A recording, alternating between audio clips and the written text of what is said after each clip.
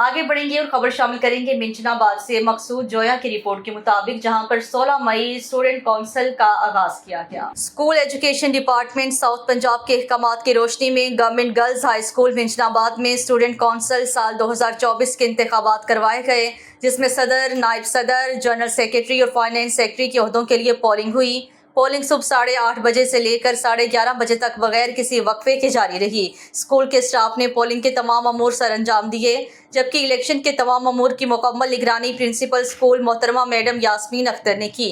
Election के सिलसिले में किसी भी किस्म की शिकायत के सिलसिले में मोहतरमा फरीदा यास्मीन को फोकल पर्सन मुकर्रर किया गया था। स्टूडेंट्स काउंसिल के इंतखाबात के नताइज के मुताबिक ज़ैनब तालिब 391 वोट हासिल करके सदर मुंतखब हुई। इसी तरह तैयबा जमान 320 वोट हासिल करके नायब सदर, सिबगा आजम 371 वोट हासिल करके जनरल सेक्रेटरी, जबकि फातिमा अनवर 415 वोट हासिल करके फाइनेंस सेक्रेटरी मुंतखब करार पाई। Government girls high school Minchinabad की तालिबात ने महकमा तालीम हुकूमत पंजाब की तरफ से स्टूडेंट काउंसिल के इंतखाबात के इनेकाद के इकदाम को सराहा।